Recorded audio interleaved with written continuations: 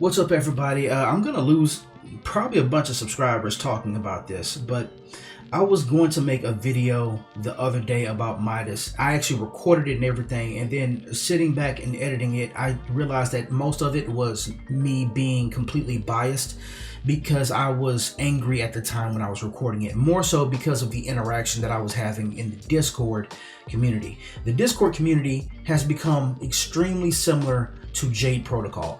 And the reason why I say that is because when you ask questions in the Discord, you get really passive aggressive and sometimes really idiotic answers to your questions, especially if your questions are about something that has been answered already, but you can't find the information inside of Medium posts, announcement pages, things like that. It's just search for the information.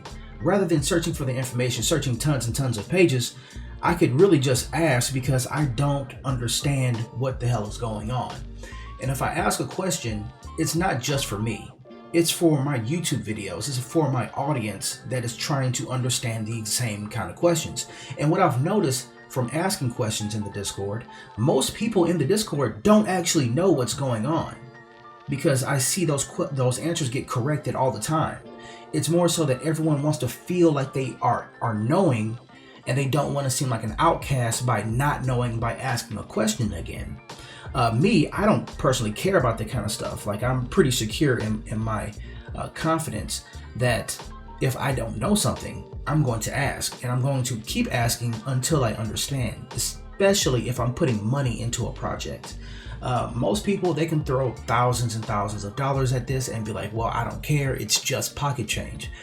For me, it's not pocket change. I don't care if I throw in $1. I'm not going to risk $1 if I don't understand what's going on, and if I know for a fact that this may end up, making me lose money in the long run. So, before we get into everything, let me go ahead and preface this by saying I am not a financial advisor. This is not financial advice. Please do your own research. I'm just documenting my road to financial freedom. Now, if you were to ask me, would Midas right now be a great investment? I would say yes and no. It just depends on how much you want to risk. I am not knowing in this kind of thing with this whole model that they're going into. So I'm really afraid, because everything that Midas has pretty much implemented so far has not been smooth. The only thing that was really smooth was probably the portal of porting your V1 crown into V2 crown. That was probably the smoothest execution that I've seen come out of the Midas team. What I will say though is that the Midas team, they're really great at fixing things immediately, and they're great at evolving. But again, everything that they've done so far has not been as smooth. So it's like I was telling my friend, he had got into Time Wonderland, and because I had talked about Time Wonderland, how amazing it was. At the same time, I had pulled my money out of Time because I looked into what Midas was doing, and I had liked what they were doing, so I had did that. My friend, he kept it into Time, and then what happened with Time, the Sifu was found to be a ex-con or a criminal or something like that, where he had been involved in treasuries disappearing from other projects and companies that he had been involved in before, so Time Wonderland took a hit. Time Wonderland is still doing APY, so my friend is going to keep his stuff in there, and by the end of the year, it'll probably be worth a lot more than what he put in initially, as opposed to just losing it all.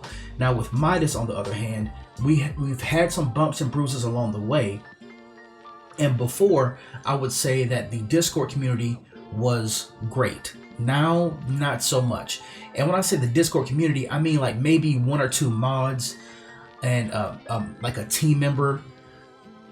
I don't really like how they're interacting with people that have questions.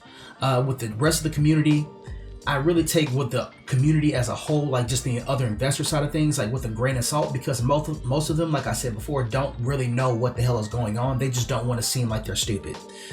So let me go to the chat here, and I can not show you that because it's kind of died down since then. It's like people stopped asking questions, but they're still fudding in here. There's still people simping for this project, which is cool, but I mean, I'm not necessarily one of those people that does that. You know, and then they're talking about, you know, mooning and stuff because of this whole node-based system. So let's go into the node-based system right quick, and let's talk about that. Let's talk about the Medium post that was left, and then I will also tell you guys about that's the price movement. I will also tell you guys about how to make money in this whole node-based system, as opposed to just selling right now and leaving with your money, which that's also an option as well. So introducing throne nodes. Problem: until now, the majority of node-based projects relied on the concept of locking a tokens in the protocol forever in exchange for a node, which was neither a token nor a tradable asset.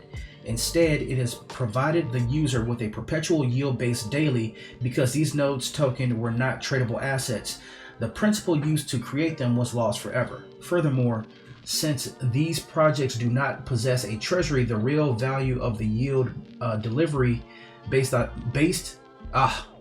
real value of the yield delivery by these nodes is equal to zero, as they have no means to generate true profits.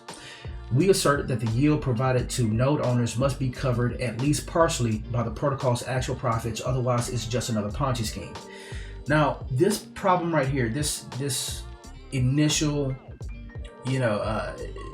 preface to this whole Medium post, this is really what I have an issue with these protocols calling these systems nodes. They're not actual nodes. This is also the reason why I didn't want to get into Thor nodes. Thor nodes aren't actual nodes either. Just like Midas DAO nodes aren't actual nodes. Nodes are actual hardware that's used by a company, whether that is for proof of transaction or to help sustain a certain software, that kind of thing. Those node systems, those physical hardwares then get rewards like revenue based on the work that they actually do. Some actual nodes cost upwards to $87,000, and you have to use that node for a year to recoup your investment, and then after that, the years prior are going to be your profits. That's how actual nodes work. Thor nodes, ring nodes, even Midas DAO nodes do not work that way. With Midas DAO, they're turning them into like an NFT as opposed to an actual node. My issue is that when you call them nodes, for the average investor that are learning these things, they believe that these are real nodes and they don't know what real nodes versus these fake nodes are. I would instead call these things tradable NFTs, tradable yield-bearing NFTs, as opposed to just nodes. Calling them nodes is just basically like a hype word or a hype name to get other people invested and interested in the project. Solution: Midas DAO introduces tradable yield-bearing NFTs. Virtual nodes that users may purchase directly from the protocol with their Throne tokens. By buying holding Throne node NFTs, the user gains access to a variety of DeFi protocol across many chains, DeFi as a service, in addition to other investments which are actively managed by the Midas DAO team and other experienced advisors. These ventures provide users with a perpetual yield until they eventually sell their node on the secondary market. We are able to achieve this breakthrough functionality by implementing our nodes as NFTs, which make them transferable. These features open up a world of possibilities. A user will be able to sell their yield-bearing NFTs on the Tofu NFT or any other NFT marketplace on Avalanche. They can also transfer it to another wallet or gift it to a friend. Further, consider what happens when these NFTs find additional use cases in pay-to-earn games in the future. It's important to note that in order to receive rewards, the investor must have the NFT in their wallet. If it is sold or transferred, the claim to the yield is transferred with the node ownership. Recap this part right here. Let's say if you have an NFT, this is like a golden key. You'll be able to go into like Phantom, the Phantom network, where if they have a partnership with another protocol over there, maybe you can actually get in on that protocol at a discount because you hold on to one of these NFTs. If they create or when they create their pay-to-earn game, maybe if you hold on to one of these NFTs, your current character in the game will gain even more rewards because you have one of these NFTs in your wallets. So things like that, they're going to try to use this as like a stepping stone and something extremely valuable to hold on to for the rest of their future projects as they evolve this whole DeFi X system that they're creating.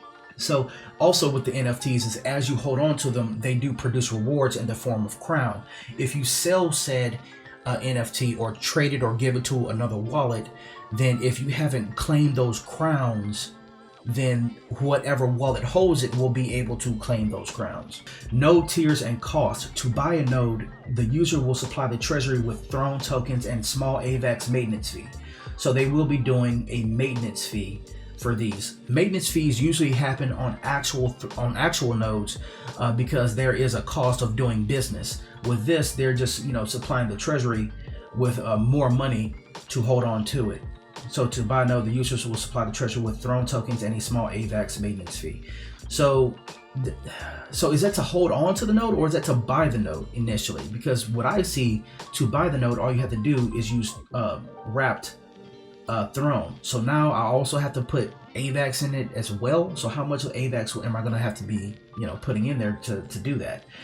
The return on investment provided by the node will scale with its tier, which in turn will be proportional to the investment principal. Tokens spent by users to purchase nodes will be redistributed as followed. Man, that is one difficult ass word. 75% will be burned, 25% goes to the LP. So node tiers. So Zeus 150 Throne, Apollo's 100 Throne, Athena 50 Throne, Pluto 15 Throne, and Hermes 3 Throne. And you can see how much crown you're going to get back per day. So per day you'll get back 4.5 crown per day at 1.7%. These also increases if you haven't claimed any of those rewards from your nodes in a certain amount of time. So let's say after 30 days of unclaiming, you get a additional 1.5% plus this 1.7% here. So that would be like almost 3% that you're getting per day. So at the end of a month, it says it down here somewhere, at the end of a month you'll get like 203 as opposed to 135 crown from one Zeus. But again, if you have like a DAO that's giving you a yield of 100,000%, you would be getting this per day anyway. It's just that the price would fluctuate. So the NFT can bear whatever name the investor chooses. However, be advised that the name cannot be changed, and therefore it might have an impact on the node's market value. We advise a rational person to naming your nodes. So when you buy your node, you can name it whatever you want. But if you name it something weird or distasteful, it is going to lower the value on the marketplace. If someone looks at that and says, I don't want to own a node with that kind of name on it. I'd rather own a node with some other name on it, like financial freedom or something like that. Be advised, the amount of crown that's needed to be wrapped to create a single throne will grow over time. As a result, the real cost of nodes will also increase. Thus, an investor aiming to maximize their return on investment should obtain nodes as quickly as possible. This I also have another issue with, but I'll get into that later after we finish. The supply of the aforementioned node tiers will not be limited at launch, but a later stage of the project's development, node supply will be limited per tier on a monthly basis. In addition, we will periodically auction off ultra-limited yield-bearing NFTs, with all proceeds going to the treasury. So this whole auctioning of these NFTs, honestly, only the highest bidders, the people that have the most money already in the project, making a lot of money, will be able to afford these NFTs once they get auctioned off, meaning that tier system of the rich staying rich and the poor staying poor are still going to be in effect. Many factors influence rewards calculations, including but not limited to the number of nodes, node revenue, token price, protocol revenue. Therefore, the yield may be increased or decreased at some point to ensure project sustainability. So these APYs of these nodes can be significantly reduced. Staking APY. So that's the staking APY could necessarily be this APY here, or it could be the APY that's attached to the node to make it more sustainable. Again, we don't know that, and we won't know until the nodes are in effect, and at that point most people will buy their nodes anyway, regardless of what is going on with the price at the time. Rewards boosting. So user has not claimed rewards in 5 days, 1.05 boost, and as you can see, 30 days is 1.50 boost. And this is the yield boost multiplier. For example, suppose I already went over this part. And I do recommend you guys read this and do your own research, please. A multi-chain presence. The Midas DAO intends to expand on other chains and increase our presence in the crypto space. We plan on bringing Crown first to Phantom, then to the Binance Smart Chain, and finally to other chains with the goal of reaching a larger audience. Throne will support bringing bridging to other chains, as well as the creation of yield-bearing NFTs on those chains. Throne nodes will be launched within the next few days. An official release notification will be provided on the day prior to launch. The team reserves the right to make minor alterations to the system described above before it goes live, if those changes are deemed to improve the protocol sustainability. So let's get into the issues that I have with this system. First off, implementing nodes, it basically just slows the rate of the rewards that they're giving out in Crown per day. So instead of getting a ton of Crown per day based off of how much Crown you have and based off of the APY, you're getting a smaller amount of Crown, but the trade-off for that is that the price of Crown itself will continue to rise. And it can get, to my knowledge, as high as $500 per Crown. And here's the reason why I say that. To buy 1 Crown, right, it's really easy right now. You can just get onto Trader Joe, switch over from AVAX into Crown, and you can just buy it straight up. So it is like inflationary when it comes to this reward-based system in the APY. What they're doing right now is currently they're using burns, buybacks and burns, using the treasury from the rewards and profit that they get from other investments that they make. So these buyback and burns pretty much have caused this increase right here. This is when the buyback program was implemented around January 27th or 28th, and you can see the price just kept going up since then.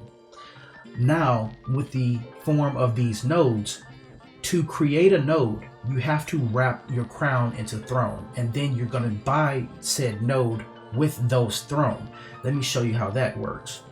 So let me go here. Currently I have, where is it? I have 56 Crown available. What happens is, let me get a calculator out, clear this. This is how you know how much Throne you actually have, or how much Throne it would take. So you take the current amount of Crown that you have. So this is going to be 56.531. Divide that by the current time index, where the time index is 1.86. So 1.86, that's 30. So that's 30 Throne. 30 Throne can get me 2 Pluto nodes. You can see that right here. So 15 plus 15 is 30. I can't get an Athena right now. So with that, you go to your wrap feature, you hit max, and you can see the amount of Throne here. Now, when you have this Throne, it's just wrapped Crown. When you buy your tradable NFT, your node, what happens is a portion of that is burned, the rest goes to the treasury, meaning Crown itself becomes deflationary. Now there's not enough Crown to go around because you're taking it and you're turning it into Throne, and then you're burning it by buying a node. So that means the price of Crown is going to go up. And from that, they can use some of those portions to buy back more Crown and burn even more Crown, meaning the price of Crown is going to go up. So let's say you don't want to get into this node-based system, which you can if you want to. That means that once the nodes really start taking off, the value of your Crown is going to go up by 500. Now, let's say if I never got into it at all, and I just stayed with the 56 I have, 56 times 500. And I'm not saying that the price is going to go to 500 and stay at 500. I'm just saying this is a if. If it gets to 500, that's $28,000. Minus, of course, I want to say $1,500 in like a 6% sales tax. That's $26,000 that I can cash out with, and be done with Midas if I want to. If not, and the price could possibly go up to $800, even $1,000, depending on how deflationary Crown gets because of these buybacks and burns. Now, let's say this happens, then I can take this money and just leave, or I can stay with Midas and keep these nodes and then start getting paid out small amounts of Crown over time. Now, those small amounts of Crown, let's say with the Hermes, let me see, what does it do? Like the Hermes, it'll pay out, the Pluto, it'll pay out after 78 days the maximum amount of Pluto.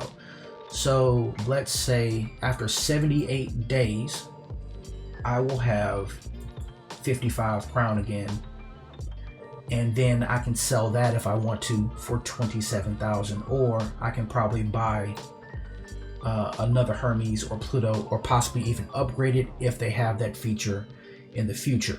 I would like myself to be able to upgrade these, but the issue that I'm having right now, and the issue that I had in the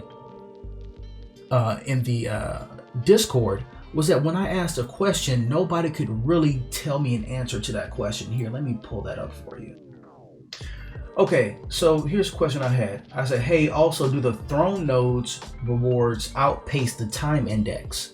So what I got was not a yes or no question. Yes or no answer is the growth of index will be slow. It won't be a big deal. So is that a yes or a no?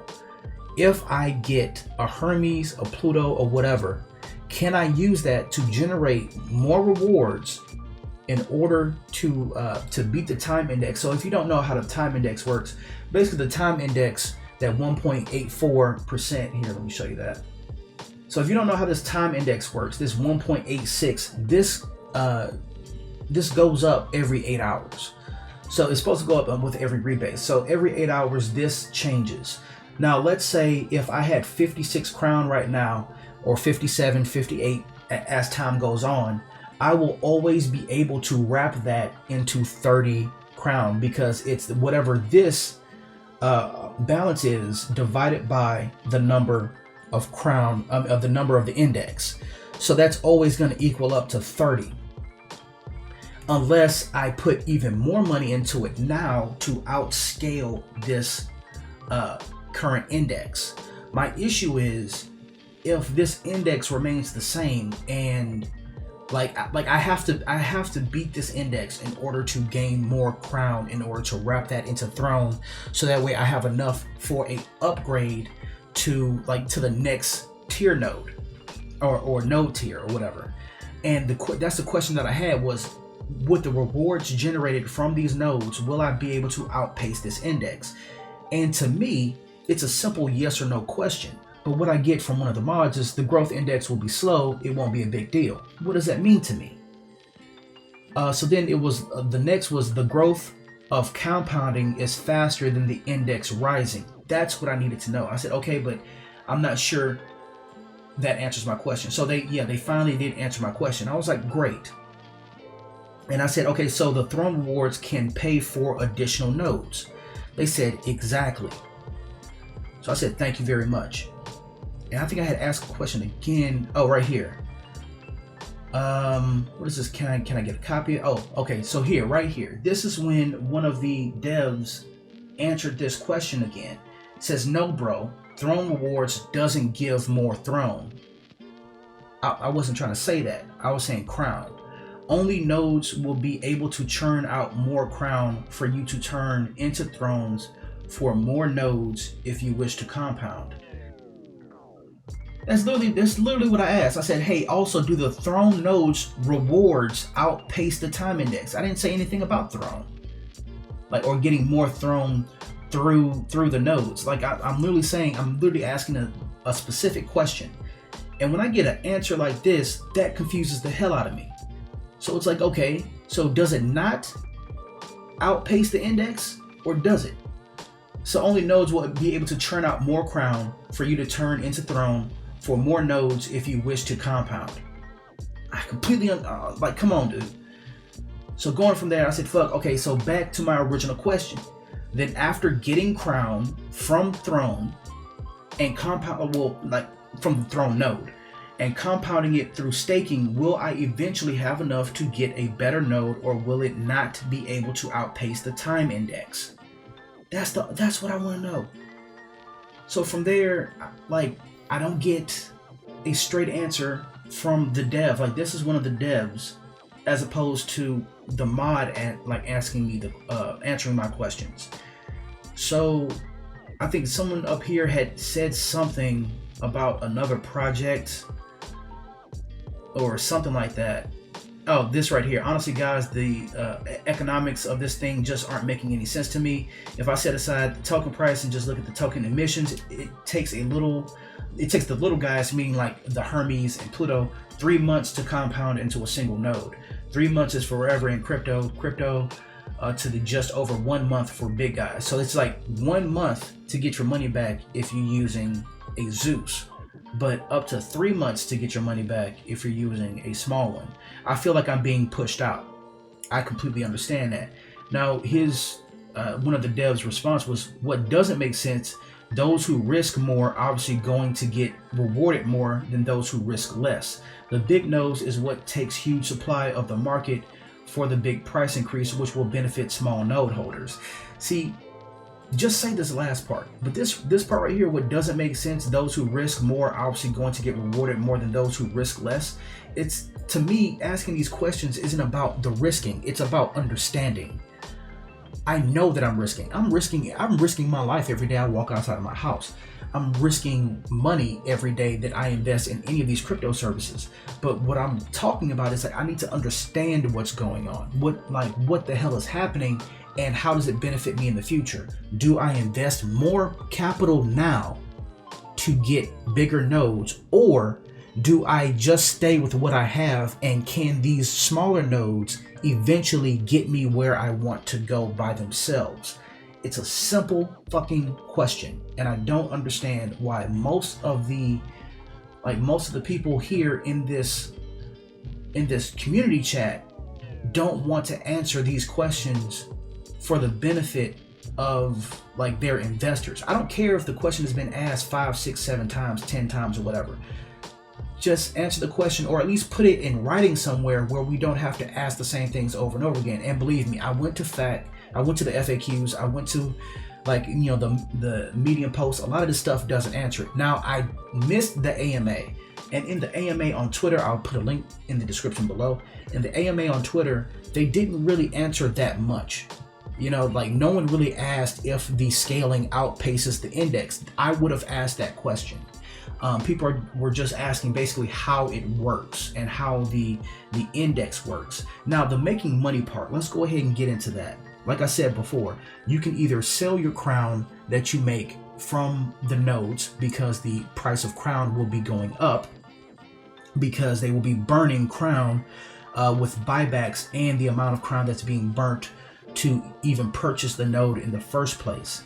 The second thing is you can take these NFTs and you can put them on the secondary marketplace. So let's just say you don't want to be involved with Midas at all. You can either wait for the price of crown to go up and not buy your nodes and then cash out that way, or you can buy your node and say, you know what, this just isn't doing it for me, and you can sell your node on a NFT marketplace on AVAX. You can sell that for maybe $20,000-$30,000, because there will be somebody who will want to buy it for that much, because they know in the long run, if this thing produces $4,000 per month, then in the long run they'll make their money back and then some. As the protocol evolves and get into more projects, they'll have more opportunities to make money that way. Now, here is the downside of this whole money making operation.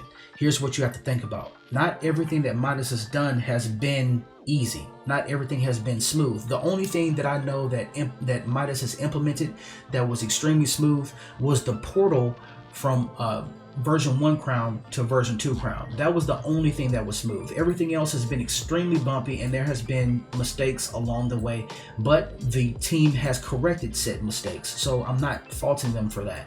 For instance, when Midas first released, it was great. It was going up, and then Bitcoin and Ethereum crashed. that made all the other DAOs crash, including Midas, because everyone started sidestepping. Sidestepping is basically taking your money, taking your crown, selling all of it, getting into magic internet money, and then when the price drops, you buy in at a lower price with all the money, with all your mem, and you'll basically collect even more tokens doing it that way. And you will just keep doing that over and over again until you get a ton of tokens. So what happened when the price went down to $10 for version 1? They didn't leave, they didn't take the treasury and run away. They said, we're gonna make a version 2, and everyone who was in version 1 will get a 1-to-1 swap, meaning you can, as many tokens as you have in version 1, you'll have that many in version 2. That happened, it was great. Price went up, got up to like $92 or something like that, 94 bucks. And then there was a tax implemented for staking and unstaking, and then selling as well. So someone found out a loophole to get around the unstaking tax, and then they started taking profit every chance they got, and that crashed the price again to about 26 bucks. So from that point forward, they started implementing what did they implement during here? I want to say this is when they started doing investments to grow their treasury. Those investments, some of them didn't pan out so well because they're long-term investments. Some of them lost money. There was one that was a rug that was around $10,500. So again, not everything is as safe as it possibly could have been. And then of course we had more further and further collapse. So all the way down to 14 bucks. Now at the $14 range, this is when the buyback program got implemented.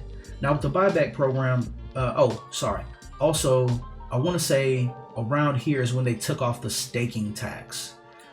So I think it was maybe around here they said no more unstaking tax. We're not going to worry about that because the price of the cells, the cell tax will cover buybacks and things like that. And they didn't really implement the buyback program during this time, so it just kept falling.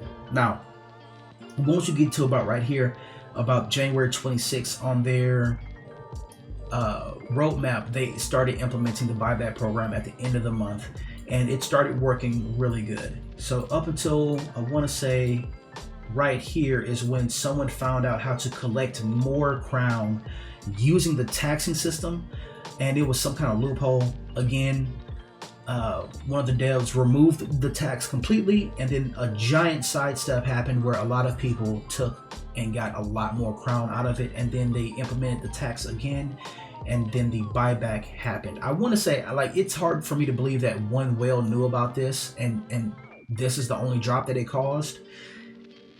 It's almost like that was planned, but again, that's speculation. That may not have happened. I'm like, this is just me. It's like, what if this actually was planned out to get out a lot of the paper hand holders and to allow people to sidestep and, you know, grow their bag. I never grew my bag. I was trying to play everything safe, but whatever.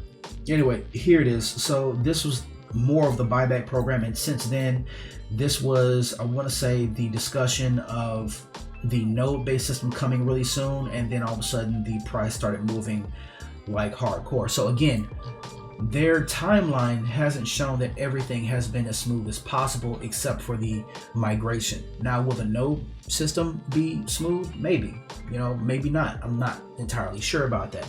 What am I going to do? I'm going to go ahead and get both of my my Plutos.